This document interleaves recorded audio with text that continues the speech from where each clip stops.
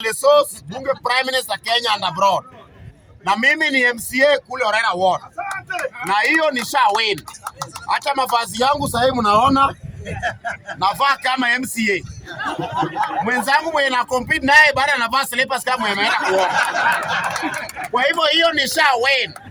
Hata wewe ukienda kwa ballot kuchaguana, upate mtu handsome kama nywele Lesos hivi kwa ballot, na upate mtu mwingine ndevu imefunika ballot paper yote, utachagua nani? Mr. Speaker, kama uko wise utachagua nywele Lesos. Kama wewe ni Slolana utachagua Mbeumo. Mr. Speaker, mimi venye mnaniona hapa, mimi ndio president ya movement ambayo inaitwa vijana tujue gava. Vijana tujue gava. Gava ni yetu. Vijana tujue gava. Na mbeba wawili. Hiyo ndio vuguvugu yenye iko Kenya mzima. Na hiyo vuguvugu tunataka kutembea nayo Kenya mzima, tukifanyia watu civic education, tukiwaambia vitu za Ruto amefanya. Mr. Speaker, naingia kwa mada. Nimesikia mada hapa. Ati wabunge wa Nyanza wamesema ati mtu asiende kukampeni Nyanza. Mr. Speaker, au wabunge wamesema kitu mzuri, mahali wamekosea tu ni moja. Si watu wote wamekatazwa kuenda kukampeni Nyanza. Orengo wewe umeruhusiwa. De facto party leader umeruhusiwa hapo. Babu Owino umeruhusiwa. Wenye hatutaki ni watu wawili.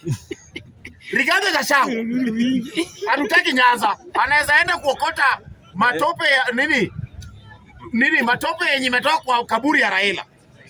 Wewe hatukutaki hapo kwa sababu haukuenda kuzika Raila. Wewe hatukutaki. Mtu mwenye rutaki ya pili tunampenda lakini tunamuogopa, Nesifuna. Kama unakuja usikuje na ndoo. Wajaluo wana pesa mingi ya kutoa. Sisi Wajaluo tunapata pesa yetu kwa kazi ngumu sana. Kutoa samaki kwa bahari. Mwanaume analala kwa bahari akisanya omena mpaka asubuhi. Mvua inakunyeshia hapo. Kila shida unaona hapo.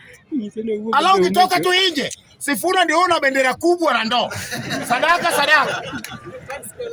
Hiyo ndio kitu ambayo inatuumiza na huyu jamaa. Huyu Sifuna ni ndugu yetu. Ametembea na sisi sana. Lakini sasa mahali inatubo ni mambo ya sadaka. Alafu hii sadaka akishachukua anapea waelimu.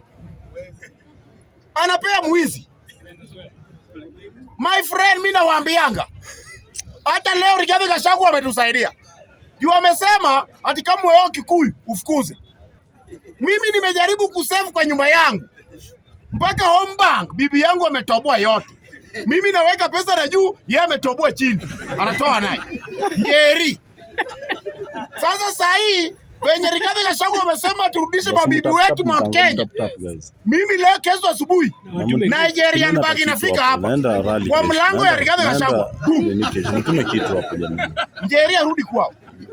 Nilikuwa nimevumilia sana.